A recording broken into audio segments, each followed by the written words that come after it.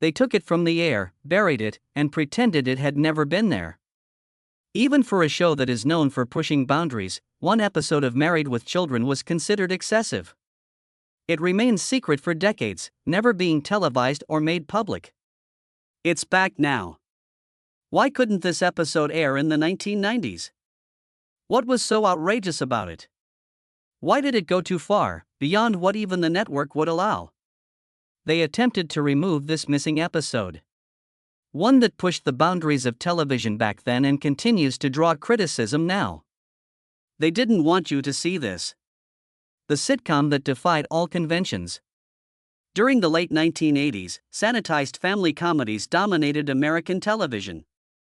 Family Ties, Full House, and The Cosby Show depicted loving, well-adjusted families dealing with small problems that were neatly remedied in 22 minutes. Although audiences were accustomed to the pattern, many were starting to grow weary of it. Here comes the wonderfully subversive sitcom Married with Children, which did more than just disrupt the pattern. Viewers were given something they had never seen before as it burned it and danced on the ashes. Married with Children turned the American sitcom on its head when it debuted in 1987 on the then-new Fox network. Al Bundy wasn't an overly sentimental father attempting to relate to his children. He was a resentful shoe salesman who detested his spouse, detested his work, and dreamed of the life he never had. It was not the devoted housewife that Peg was. She loved going on shopping sprees, rarely cooked, and was addicted to watching TV. Kelly and Bud, their children, weren't cutesy miscreants. They were proudly indolent, cunning, and self-centered. And the point was precisely that. The message that Married with Children is not a show about idealized families but rather about dysfunction, disappointment, and the kind of raw honesty that no one had ventured to tread in primetime comedy before was made abundantly evident from the very first episode. There were fat jokes, nasty jokes, poverty jokes, and an unrepentant tone that pushed audiences to laugh at things polite society tried not to see, no moral signs at the end, no gentle piano music moments. 1 million people laughed. Almost immediately, the show became a cultural phenomenon. For many Americans, it became the voice of a working-class, sardonic humor that was almost tangible. Al Bundy's outbursts at disgruntled patrons and his high school football one-minute glory resonated. It felt like revolt in disguise when Peg refused to be a submissive housewife. Kelly's innocent ignorance and Bud's filthy one-liners are excessive, yet oddly convincing. The fact that they made fun of everyone, men, women, kids, neighbors, and most importantly, themselves, was their greatest strength and contributed to the program's overall interest. However, the same razor-sharp edge that made Married with Children one of the most cherished television programs also made it one of the most contentious. It was criticized for being uncivilized and careless. Religious organizations objected to its topic. It was cited by politicians as an example of cultural decay. Network censors? They were constantly on guard. Scripts were flagged frequently. Jokes were changed. SCQ cut. Nevertheless, married people with kids pushed the boundaries every single week. However, a silent gauge, a censure, was covertly incorporated into the show. Behind the scenes, chaos guards a forbidden guilt line. They might even make lewd remarks and innuendos about hooking up. However, a plot would undoubtedly run the risk of being completely stifled if it were too realistic, too unvarnished, or too awkward. When the script was leaked, there was a great deal of concern about more than just jokes. It was about what the episode revealed. They declined to broadcast the program. I'll See You in Court was the title of the episode. It was planned to premiere in 1989 and was finished during the third season of Married with Children. The cast and crew were unaware that this entry would be different from the others in the series. A little hooking up, a little controversy, a few wildly inappropriate punchlines, and lots of Bundy resentment were all part of the typical formula. However, something tipped the scales this time. And as soon as the program reached Fox management, concerns were raised. On paper, the plot sounded like a standard Bundy misadventure. Al and Peg make the decision to check into a shady motel for a romantic getaway in an attempt to breathe new life into their stagnant romance. They are unaware that the resort uses covert cameras to surreptitiously record visitors. They later learn that the recording of their night together has been watched and may have been shared without their permission. They make the decision to sue the motel in typical Bundy way. When they discover they are not the only victims, however, they discover additional humiliation rather than justice. They were also videotaped at the same motel as their neighbors, the Rhodes. Even ardent admirers of married couples with kids must cringe at this courtroom drama, which features testimony so vivid that it leads to obscene misunderstandings and embarrassing laughs. The issue of intimate privacy and exploitation is prevalent throughout the show, however, it is not presented in a professional manner. From there, it's all slapstick. However, this one was very near to going over the time limit. Being surreptitiously videotaped while making love was more than simply a titillating topic. It was full of moral and legal dilemmas. The idea struck a chord long ago, before social media and viral disclosures, when signs announcing surveillance were posted at every hotel. The TV sitcom world rarely discussed issues like consent, voyeurism, and public exposure. This was not like the others. Even in a sitcom where Peg frequently made jokes about disconnecting AI, the husband was always disparaging his clients. As a network, Fox was just a few years old and was still attempting to break into the more established broadcasting industry. Its brand was built on an edgy countercultural image, but it also relied significantly on advertising revenue. And it was a landmine of an episode.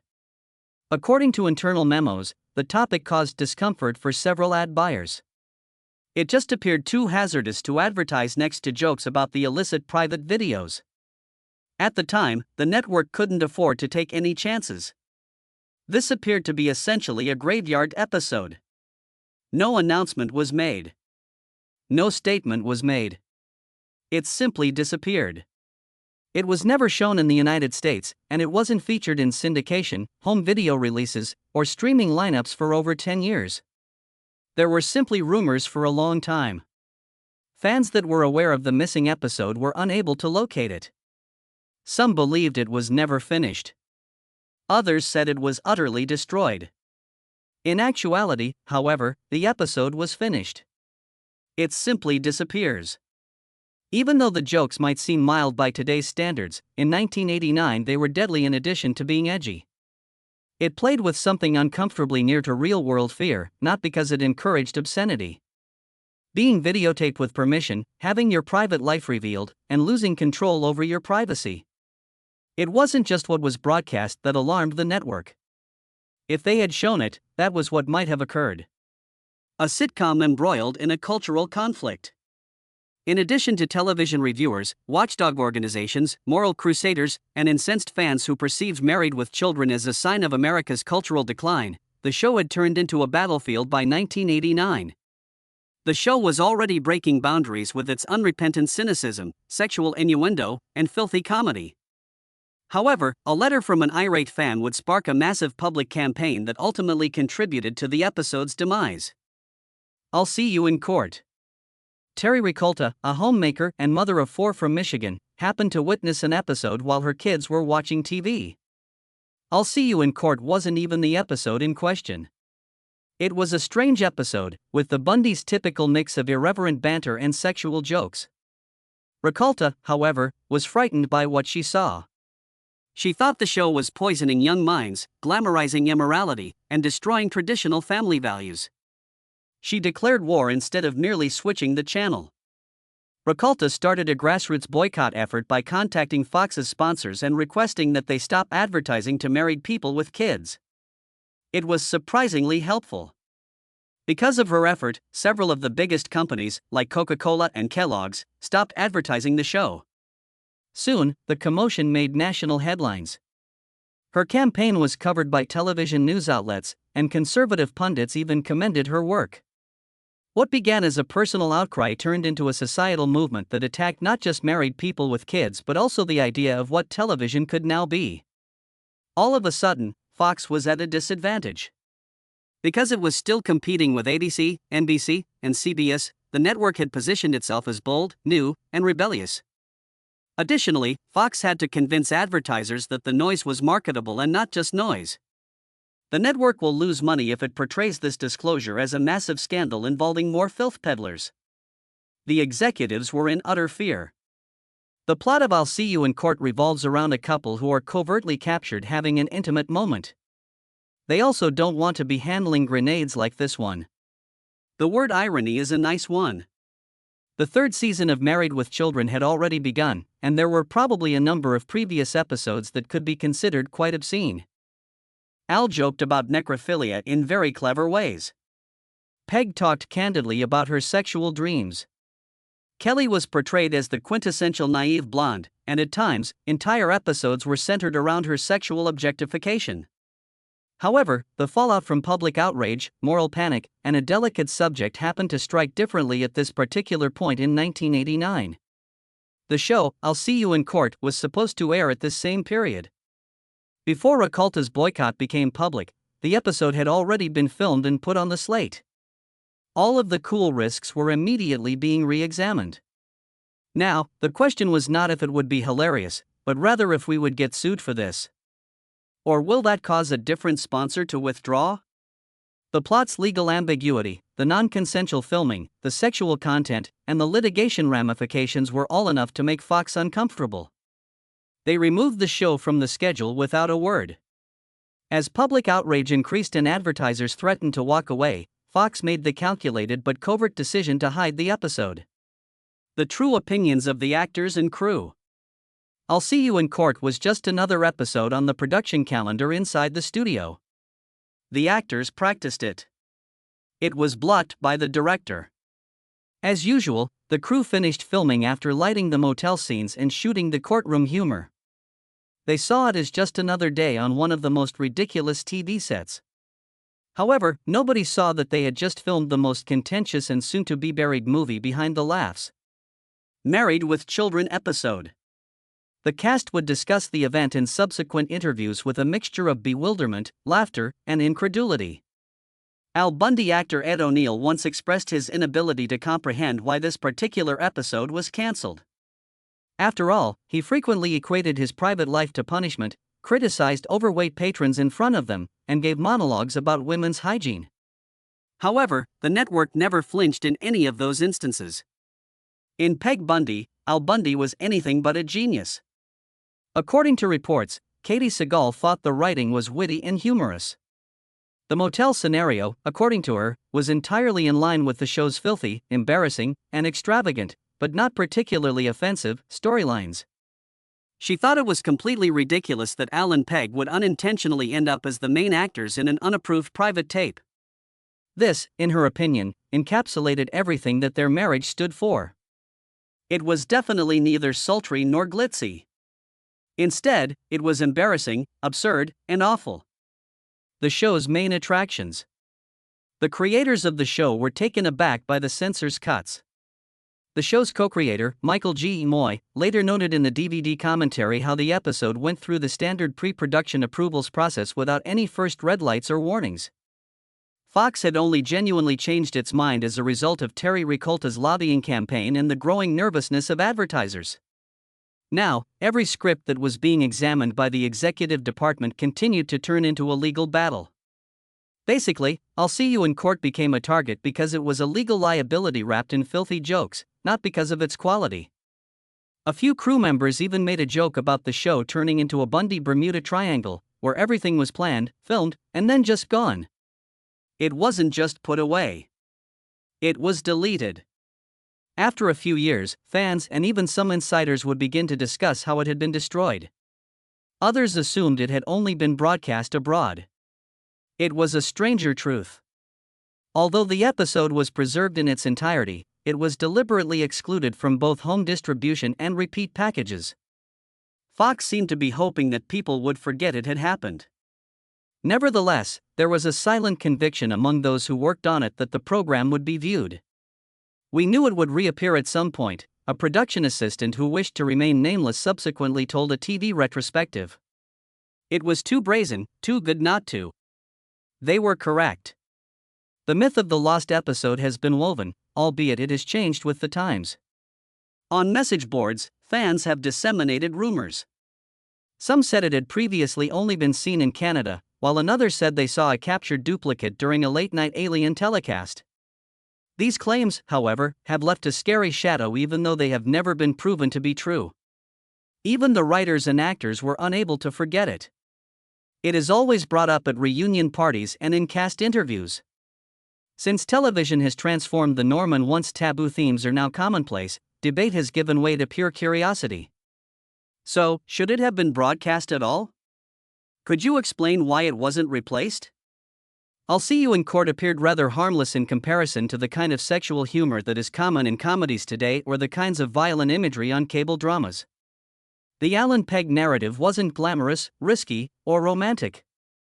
It was as genuine because it was depressing, desperate, and absurd. And for CEOs who were concerned about it in 1989, that was somewhat unsettling. One writer, however, wouldn't accept it. And their silent campaign helped bring the episode to light again years later. Resurfacing on cable is the secret. I'll See You in Court was a whisper in the fanbase for more than 10 years. An urban rumor circulated among ardently married admirers with kids. An item of comedy lore that lacks concrete evidence of its existence. No official DVD box sets ever featured it. The rerun marathons on TV Land did not include it. The episode guidelines didn't mention it. It was a ghost episode to younger fans. You wouldn't even be aware of it if you weren't paying great attention in the late 1980s. However, that all changed in February 2002. FX, which had purchased the distribution rights to the entire Married with Children archive, took a subtle step without any fanfare or special announcement. They aired a single program during a weekday afternoon that seasoned viewers immediately recognized as something new. I'll See You in Court was the phrase. The banned episode was shown in its entirety for the first time in U.S. television history. The audience was in a state of shock. For some, a mystery missing episode that they had grown up hearing about suddenly appeared on screen. While social media was just getting started, early online forums took off.